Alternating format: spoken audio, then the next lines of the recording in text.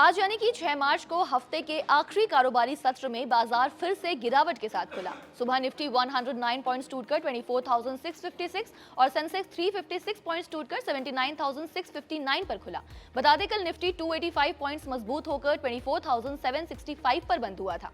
आज डॉलर के मुकाबले रुपया 5 पैसे की कमजोरी के साथ 91.65 के स्तर पर खुला।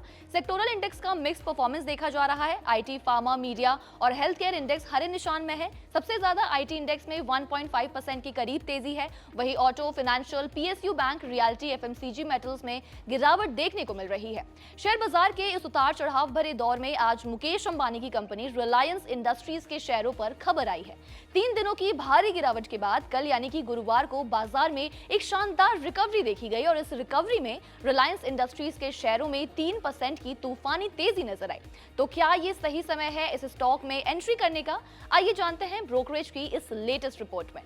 गुरुवार को ऑयल एंड गैस सेक्टर में जबरदस्त खरीदारी हुई। रिलायंस इंडस्ट्रीज का शेयर लगभग 3% उछलकर 1386 रुपए के लेवल पर बंद हुआ। दिलचस्प बात यह है कि पिछले 3 दिनों में शेयर ने जितना खोया था उसकी भरपाई लगभग एक ही दिन में हो गई है।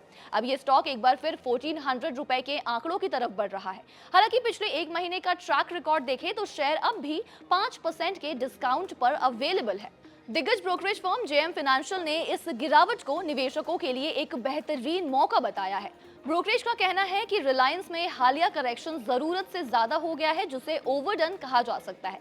सबसे बड़ी बात, मिडिल ईस्ट में बढ़ते तनाव के कारण कच्चे तेल और एलएनजी की कीमतों में जो उछाल देखा गया है, ब्रोकरेज का मानना है कि इसका रिलायंस पर कोई नेगेटिव असर नहीं पड़ेगा, बल्कि मौजूदा भाव पर खरीदारी करना एक स्मार्ट मूव हो सकता है।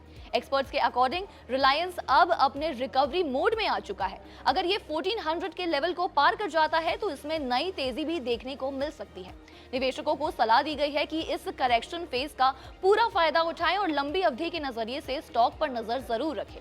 घरेलू ब्रोकरेज हुए एक्सपर्ट्स ने कहा है कि रिलायंस इंडस्ट्रीज को आने वाले समय में पूरा फायदा भी मिल सकता है, जिसका पहला कारण सप्लाई में रुकावट के जोखिम के कारण डीजल क्रैक में उछाल है और दूसरा पेट्रोकेमिकल मार्जिन में संभावित बढ़ोतरी होना है, क्योंकि कच्चे तेल की कीमत के साथ साथ पेट्रोकेमिकल प्रोडक्ट्स की कीमतें बढ़ने की संभावना भी जताई जा रही है, जबकि इसकी फीड स्टॉक लागत में ज्यादा वृद्धि होने की संभावना बिल्कुल नहीं है, क्योंकि ये कच्चे तेल से जुड़े निफ्टा पर सीमित निर्भरता रखती है। ब्रोकरेज फर्म ने आरआईएल के शेयर पर बाय की रेटिंग को बरकरार रखते हुए प्रति शेयर 1730 रुपए का टारगेट दिया है, जिसमें मौजूदा बाजार वैल्यूएशन से 25% की बढ़ोतरी है। रिलायंस इंडस्ट्रीज के शेयरों में हालिया कमजोरी पर जेएम फाइनेंशियल ने कहा कि ये गिरावट कंपनी के बिजनेस में किसी भी कमी की वजह से नहीं आई है, बल्कि एफआईआईज यानी कि विदेशी निवेशकों की बिकवाली की वजह से है। डेटा देखें तो मार्च 2021 में विदेशी निवेशकों की हिस्सेदारी 28.3% थी, जो दिसंबर 2025 के आखिर तक घटकर महज 19.1% रह गई।